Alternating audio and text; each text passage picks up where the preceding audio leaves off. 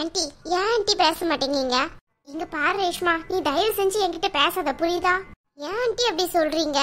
பின்ன வேற எப்படி சொல்றியா? உன்னை அவன் கூட அனுப்பி வச்சது எதுக்குடி?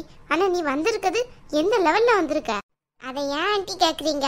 அங்க வச்சும் அவன் எப்ப பார்த்தாலும் அவன் வாயில இருந்து வர்றது ஃபுல்லா அவ பேருதான். எப்ப பார்த்தாலும் சண்மு இப்படி சொல்லுவா, சண்மு அப்படி சொல்லுவா, அதையே தான் பேசிட்டு இருப்பாரு.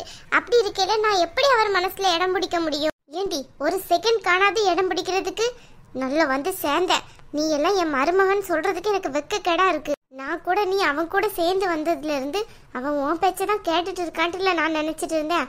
அவகிட்ட போய் நான் வேற சொல்லி என் மூக்கு அறுபட்டதுதான் மிச்சம். ஆன்ட்டி, என்ன ஆன்ட்டி பண்ண சொல்றீங்க? நானும் எப்படியாச்சும் பாலா தானே கல்யாணம் பண்ணிக்கணும்னு தான் நினைக்கிறேன். ஆனா அது நடக்க மாட்டேங்குதே. ஆமா, இப்படி தம்மாவா இருந்தா வேற எப்படி நடக்கும்? ஆன்ட்டி, அவருக்கு பிடிக்கும்ட்டு அவருக்கு பிடிச்ச கலர்ல சாரி கட்டிட்டுலாம் போய் நின்னேன். நாங்க 2 பேரும் சேர்ந்து போய் பானிபூரிலாம் சாப்பிட்டோம்.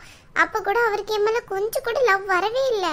வராத லவ் நான் எப்படி ஆன்ட்டி கொண்டு வர முடியும்? நானும் அவர்கிட்ட கேட்டு பார்த்துட்டேன். அவருக்கு நான் பேசுறது புரியலையா இல்லை என்னங்கிறது கூட எனக்கு தெரியல.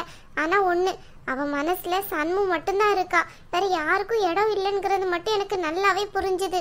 ஆமா, சண்மு, பெரிய சண்மு. அவள்லாம் ஒரு ஆளு. அவள்லாம் இந்த வீட்டோட மருமகளுக்கு அவளுக்கு ஏதாவது தகுதி இருக்காடி? அதான் ஆன்ட்டி, எனக்கும் ரொம்ப கவலையா இருக்கு. எப்படியாச்சும் அத்தா மனசை மாத்தி வரையில நாங்க 2 பேரும் மேரேஜ் பண்ணிக்கிட்டு தான் வரணும்ட்டு நான் நினைச்சேன். ஆனா நான் நினைச்சது ஒண்ணு, அது நடந்தது ஒன்னால இருக்கு. அத்தா என் கூட டைம் ஸ்பெண்ட் பண்ண கூட இல்ல. எப்போ பார்த்தாலும் வெளியே தான் இருப்பாங்க.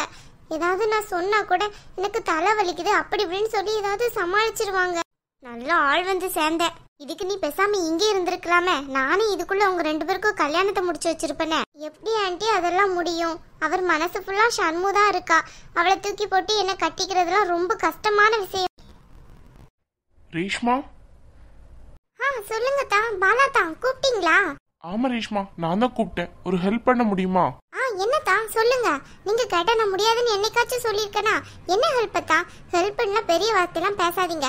இதை செய்ய அதை செய்யன்னு சொன்னா நான் உடனே செஞ்சிட போறேன். இல்ல, இன்னைக்கு ஷண்முவோட பர்த்டே. கொஞ்சம் பெட்ரூமை மட்டும் டெக்கரேட் பண்ணணும். அதுக்கு மட்டும் பலூன்ஸ் எல்லாமே வாங்கி வச்சிருக்கேன். கொஞ்சம் அது மட்டும் ரெடி பண்ணிடுறியா?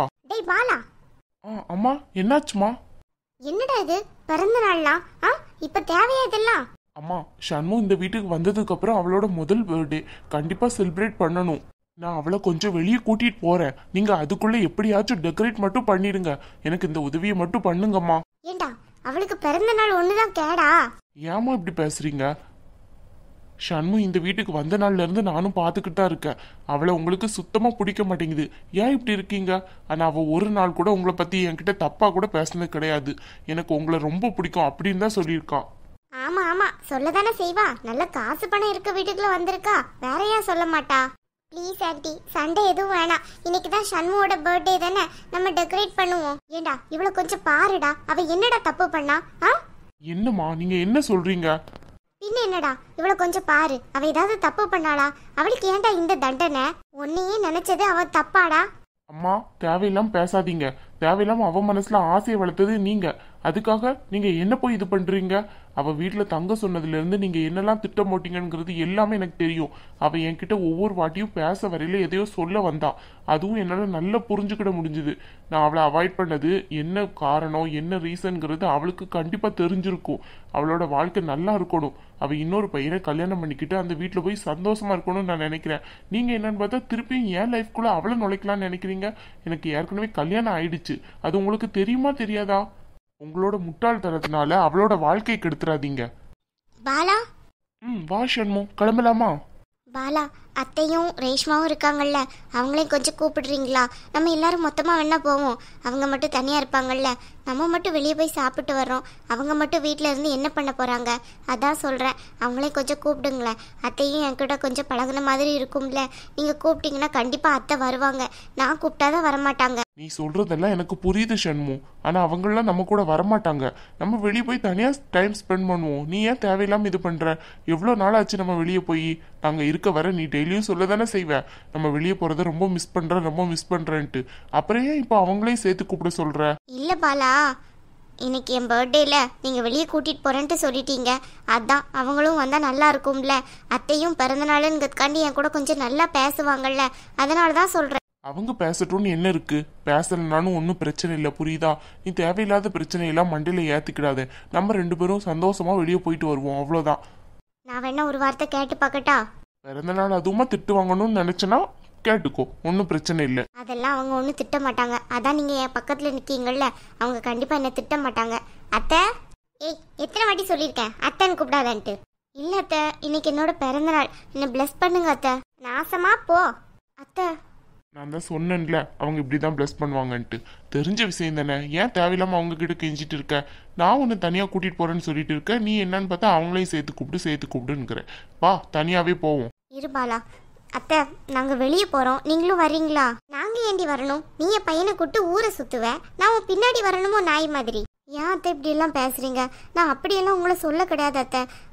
இன்னைக்கு பாலா என்னை வெளியே கூட்டிகிட்டு போனேன்னு சொன்னார். ரேஷ்மாவும் வீட்டில் சும்மா தானே இருக்கா, அதனால நீங்களும் வந்தீங்கன்னா கொஞ்சம் நல்லா இருக்கும்ல, அதுக்காக தான் சொல்கிறேன். ஏன் அத்தை இப்படி என்ன தப்பாகவே நினைக்கிறீங்க? என்ன ஏன் அத்தை உங்களுக்கு பிடிக்கவே இல்லை? இன்னைக்காச்சும் வாங்க அத்தை, ப்ளீஸ் அத்தை. இங்கே பாரு, இன்னைக்கு மட்டும் இல்லை, எப்பவும் சொல்கிறேன், உன்னை எனக்கு பிடிக்கவே பிடிக்காது. எப்போ ஆச்சு நீ இந்த வீட்டை விட்டு போகிறதுக்கு ஒரு சான்ஸ் கிடச்சிதுன்னு வச்சுக்கோ, தயவு செஞ்சு கிளம்பிடு. அப்போ தான் நான் இந்த வீட்டில் நிம்மதியாக இருப்பேன். போதுமான்னு பிளஸ்ஸிங்க வாங்கிட்டியா? கிளம்பலாமா? சரி பாலா. எங்க சொன்னா கேக்குற? பட்டாதான் உனக்கெல்லாம் புத்தி வரும். சரி வா. திமிரு பிடிச்சவன், கொஞ்சம் கூட விட மாட்டேங்க அவனை. அத்தை, எனக்கு ரொம்ப கஷ்டமா இருக்கு அத்தை. பாலா அத்தை மனசுல இடம் பிடிக்கணும்ட்டு நானும் எவ்வளவோ முயற்சி பண்ணிட்டேன், ஆனா எதுவுமே எனக்கு கை கொடுக்குற மாதிரி இல்லை. அவருக்கு ஷண்மு தான் ஏத்த ஜோடின்னு நினைக்கிறேன். நான்லாம் அவருக்கு பிடிக்கவே பிடிக்காது, அதனாலதான் என்னை ஒரு பொருட்டா கூட மதிக்க மாட்டேங்காரு. இப்ப கூட அவர் எதுக்கோ தான் என்கிட்ட பேச வர்றாருன்னு நினைச்சேன். கடைசியில பார்த்தா ஷண்முக்காக நான் அங்க போய் ரூமை எல்லாத்தையும் டெக்கரேட் பண்ணணுமா? எதுக்காக என்ன யூஸ் பண்றாருன்னு பாருங்க அத்தை. எனக்கு ரொம்ப கஷ்டமா இருக்கு இந்த வீட்டுல இருக்கிறதுக்கே. நான் பேசாம அம்மா அப்பா கூடயே போயிடலான்னு நினைக்கிறேன் அத்தை. ஏ ரேஷ்மா, கொஞ்சம் சும்மா இருக்க மாட்டே நீ? அவன் கிடக்கான் இப்படி பேசினவன் நாளைக்கு எனக்கு ரேஷ்மா தான் வேணும்ட்டு பேசுவான். நீ கொஞ்சம் அமைதியாரு, அவனை எப்படி மாத்தணும்ட்டு எனக்கு தெரியும். நீ அமைதியா இருந்தாலே போதும், இப்படியே அழுது தொலைக்காத டெய்லியும். இல்ல அத்தை, அவர் மனசுல கொஞ்சம் கூட நான் இல்லை. அப்படி இருக்கையில எப்படி அத்தை அதெல்லாம் சாத்தியம்?